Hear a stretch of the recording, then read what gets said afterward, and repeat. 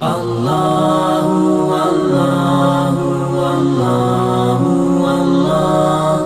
حضرت اسماعیل کے بارے میں حکم ہوتا ہے 7 سال کی عمر، ایک روایت کے مطابق، ٹھیک ہے۔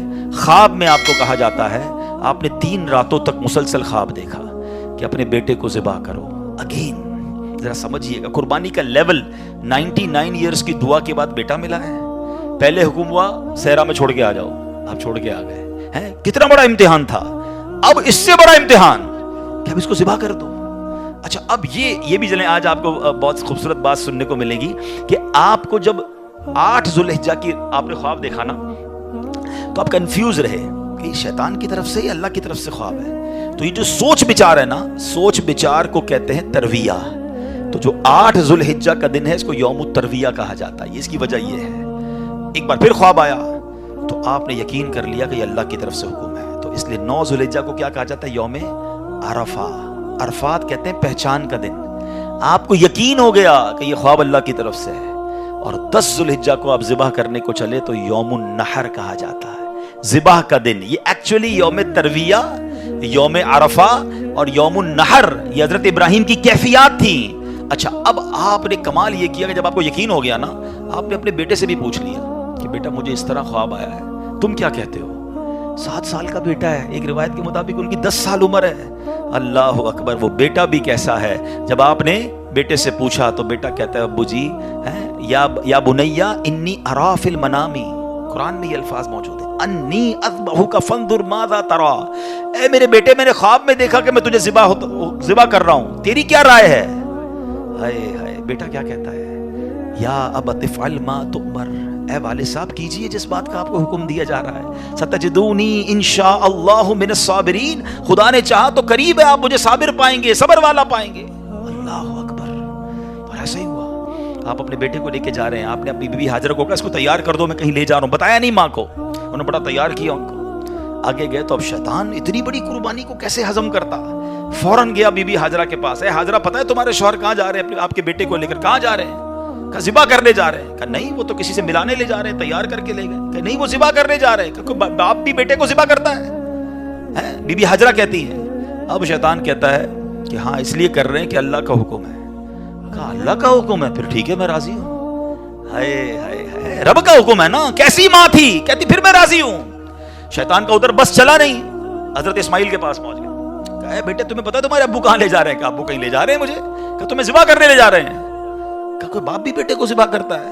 کہا ہاں اللہ کا حکم ہے۔ کہا اللہ کا حکم ہے پھر میں بھی راضی ہوں۔ سبحان اللہ۔ اب جب حضرت اسماعیل نے حضرت ابراہیم کو پتہ کیا کہا کہ والد صاحب اب آپ ذبح کرنے لگے نا، 2-3 میری گزارشات ہیں، ذرا اچھے طریقے سے باندھ دیجیے گا، کہ ایسا نہ ہو کہ جب مجھے آپ ذبح کریں تو میں زیادہ تڑپوں تو میرے خون کے چھینٹے آپ کے کپڑوں پر گریں گے تو آپ کے کپڑے خراب ہو جائیں گے۔ چھری کو ذرا تیز کر لیجیے گا تاکہ مجھے تکلیف کم ہو، مجھے الٹا لٹا کے ذبح کیجیے گا تاکہ آپ میرا چہرہ نہیں دیکھ سکیں گے، اور ہاں یہ جو میرا کرتا ہے نا میری ماں کو دے دیجیے گا تاکہ اس کو بیچاری کو تسلی ہو جائے۔ کیا دنیا نے ایسی قربانی دیکھی ہے؟ اب سنو، حضرت ابراہیم نے بالکل ویسا ہی کیا، آپ کو باندھ بھی دیا، آپ کو لٹا بھی دیا، اور آپ نے چھری چلا بھی دی۔ چھری کا کام کاٹنا ہے، اللہ چاہے تو چھری نے کام نہیں کرنا نا، آپ نے اپنا کام پورا کر دیا، وہ تو کر چکے جو کرنی بشر کی ہے۔ مگر پھر کیا ہوا؟ سبحان اللہ، یہ امتحان ختم ہوا اور اب آسمان سے آواز آئی۔ حضرت ابراہیم بالکل اوپر بیٹھے ہیں اور چھری چلا رہے ہیں تو اوپر سے آواز آئی، سبحان اللہ، اللہ اکبر اللہ اکبر۔ آپ نے جب سر اٹھایا تو دیکھا جبریل امین جنت سے مینڈھا دمبا لے کر آ رہے ہیں، تو آپ سمجھ گئے میرے امتحان کا وقت پورا ہو گیا ہے۔ بے شاختہ آپ کی زبان سے نکلا لا الہ الا اللہ واللہ اکبر۔ تو حضرت اسماعیل تو نیچے لیٹے ہوئے تھے، وہ بھی سمجھ گئے کہ لگتا ہے ہمارا امتحان پورا ہو گیا۔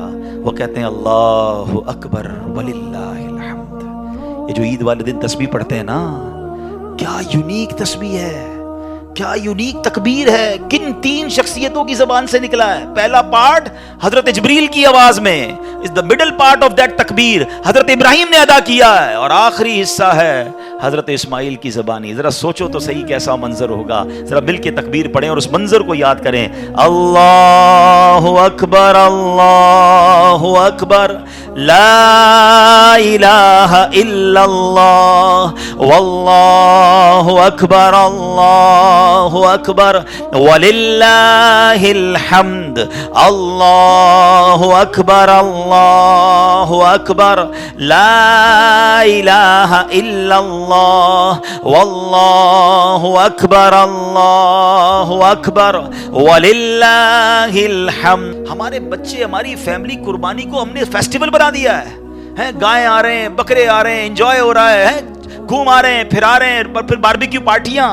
کبھی تو یاد کرو یار کیا ہوا تھا, یہ کیوں کر رہے ہیں قربانی, یہ کیسی قربانی کی داستان ہے. کب بتائیں گے ہم, کب اس کو سوچے تو صحیح.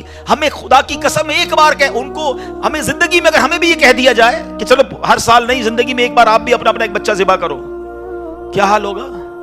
کتنی بڑی آسانی, بکرے کاٹو, گائیں کاٹو, خود ہی کھاؤ, انجوائے کرو. شریعت نے کتنا آسانی کر دی ہم پر, لیکن اس قربانی کو تو یاد کریں نا. اور پھر اس سے سیکھنے کو کیا ملا کہ یہ وہ لوگ تھے کہ جن کی ان واقعات کو پڑھ کر کبھی تو احساس ہو یار کہ کبھی مال کی قربانی دینی پڑے تو میں حاضر, کبھی وقت کی قربانی دینی پڑے تو میں حاضر, کبھی اپنی خواہشات کی, اپنی ڈیزائرز کی قربانی دینی پڑے تو میں اللہ کے لیے دوں گا. اور اللہ وہ دن لائے جب جان کی قربانی دینی پڑے, تب بھی پیچھے نہ ہٹے کہ یا اللہ جان بھی تیری ہے, تو نے تو دی نا جان, اے اللہ میں راضی.